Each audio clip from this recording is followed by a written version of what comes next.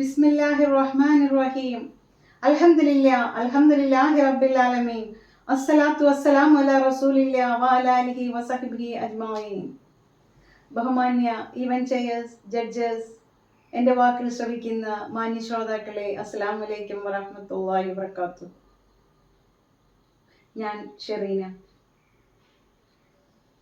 വിശുദ്ധ ഖുർആനിലെ 54-ാമത്തെ അധ്യായമായ സൂറത്തുൽ ഖമറിലെ ആവർത്തിച്ചു വരുന്ന ആയത്തിനെ കുറിച്ച് അല്പം സംസാരിക്കാനാണ് ഞാൻ നിങ്ങളുടെ മുന്നിൽ നിൽക്കുന്നത്. ഇൻഷാ അല്ലാഹ്. അഊദു ബില്ലാഹി മിനശ് ശൈത്വാനിർ റജീം. ബിസ്മില്ലാഹിർ റഹ്മാനിർ റഹീം. വലഖദ് യസ്സർനൽ ഖുർആന ലിദ്ദിക്രി ഫഹൽ മിൻ മുദ്ദക്കിർ.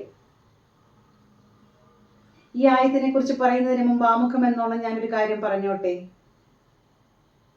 ഖമർ എന്ന് പറഞ്ഞാൽ ചന്ദ്രൻ എന്നാണ് അർത്ഥമാക്കുന്നത്. നബി സല്ലല്ലാഹു അലൈഹി വസല്ലമയ്ക്ക് അല്ലാഹു മുഅ്ജിസാത്ത് പ്രകാരം ചന്ദ്രനെ പിളർത്തി കാണിക്കുകയുണ്ടായി. എന്നാൽ ആ സംഭവത്തെക്കുറിച്ച് അക്കാലത്തും പിന്നീടും പലരും അങ്ങനെയൊന്നും ഉണ്ടായിട്ടില്ല എന്നും അതിനെ വിമർശിക്കുകയും ചെയ്തു. പിന്നീട് പല രാജ്യക്കാരും കമ്മ്യൂണിക്കേഷൻ ബന്ധം പോലും ഇല്ലാതിരുന്ന അക്കാലത്ത് പലരും അതുണ്ടായതായി എന്ന് ചരിത്രത്തിൽ രേഖപ്പെടുത്തിയിരിക്കുന്നു. ഖുർആന്റെ വചനങ്ങളെ നിശിതമായി വിമർശിക്കുകയും അള്ളാഹുവിന്റെ ദൃഷ്ടാന്തങ്ങളെ വിമർശിക്കുകയും നബി സല്ലല്ലാഹു അലൈഹി വസല്ലമയെ കളിയാക്കുകയും നിഷേധിക്കുകയും ചെയ്ത ഒരു കൂട്ടം ജനങ്ങൾക്ക് കൊടുക്കുന്ന മറുപടിയാണ് അള്ളാഹു ഈ സൂറത്തിൽ വ്യക്തമാക്കിയിരിക്കുന്നത്. പല പ്രവാചകന്മാരുടെയും ഉത്ബോധനങ്ങളെയും നിർദ്ദേശങ്ങളെയും തള്ളിക്കളഞ്ഞ് റബ്ബിനെ ധിക്കരിച്ച ജനസമൂഹത്തിന് നേരെ അള്ളാഹു ശിക്ഷ ഇറക്കുകയുണ്ടായി. ഹൂദ് നബി അലൈഹി സ്വലാമിന്റെയും ലൂത്ത് നബി അലൈഹി സ്വലാമിന്റെയും സ്വാലിഹ് നബി അലൈഹി സ്വലാമിന്റെയും നൂഹ് നബി അലൈഹി സ്വലാമിന്റെയും ജനതയ്ക്ക് നേരെയായിരുന്നു. ആ ശിക്ഷയെക്കുറിച്ച് വ്യക്തമാക്കിയതിനു ശേഷമാണ് അള്ളാഹു ആവർത്തിച്ചു വരുന്ന ഈ ആയത്തുകളെ കുറിച്ച് പറയുന്നത്. ഖുർആനെ മനസ്സിലാക്കുന്നവർക്ക് വേണ്ടി അള്ളാഹു എളുപ്പമാക്കി കൊടുക്കുന്നു. ചിന്തിച്ച് മനസ്സിലാക്കുന്നവർക്ക് വേണ്ടി അള്ളാഹു എളുപ്പമാക്കി കൊടുക്കുന്നു. ആരാണിപ്പോൾ ചിന്തിച്ച് മനസ്സിലാക്കുന്നതെന്നൊരു ചോദ്യവും അള്ളാഹു ചോദിക്കുന്നു. എന്തുദ്ദേശത്തിലാണോ നാം ഖുർആനെ സമീപിക്കുന്നത്, ആ ഉദ്ദേശത്തിലായിരിക്കും ഖുർആൻ നമ്മുടെ ഹൃദയത്തിലേക്ക് ഇറങ്ങി ചെല്ലുന്നത്.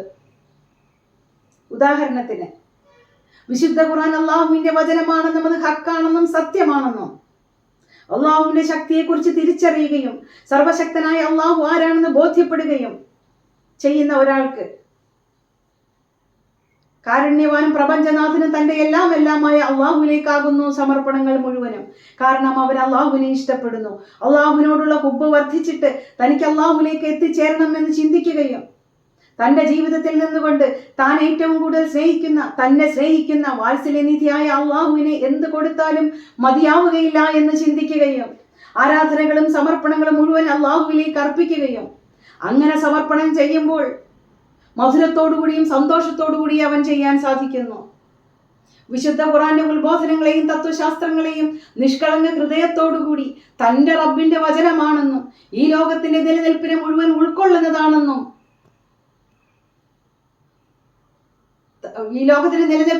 ഉൾക്കൊള്ളുന്നതാണെന്നും ചിന്തിക്കുന്ന ഒരാളുടെ ഹൃദയത്തിലേക്ക് അള്ളാഹു ഖുർആൻ ആഴത്തിൽ ഇറക്കി കൊടുക്കുന്നു. അങ്ങനെ അവന്റെ ഹൃദയം വിശാലമാക്കുകയും സോഫ്റ്റ് ആക്കുകയും ചെയ്യുന്നു. അങ്ങനെയുള്ള ഒരു സഹാബിയായിരുന്നു ഇബ്നു അബ്ബാസ് റളിയല്ലാഹു അൻഹു. നബി വചനങ്ങളിൽ കാണാം, ഖുർആന്റെ ഉൾക്കാമ്പ് മനസ്സിലാക്കിയ സഹാബിയായിരുന്നു.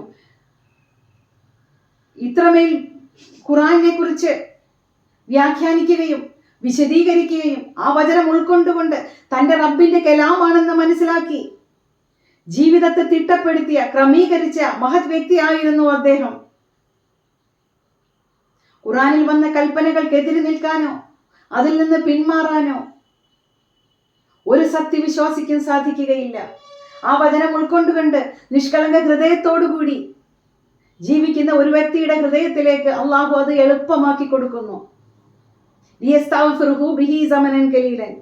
ജനങ്ങളിൽ ഒരു വിഭാഗം പണ്ഡിതരും പുരോഹിതന്മാരും അല്പലാഭത്തിനു വേണ്ടി ഖുർആനെ മറിച്ചു വിൽക്കുകയും സ്ഥാനമാനങ്ങൾക്കും സാമ്പത്തിക നേട്ടങ്ങൾക്കും ഖുർആന്റെ യാഥാർത്ഥ്യം മറച്ചു വെച്ചുകൊണ്ട് അവിടുന്നും ഇവിടുന്നും ആയത്തുകൾ എടുത്ത് അതിനെ വിമർശിച്ചുകൊണ്ട് ജനങ്ങളെ വഴിപിഴവിലാക്കുന്ന സമൂഹം അന്നും ഇന്നും നിലനിന്നു പോരുന്നു.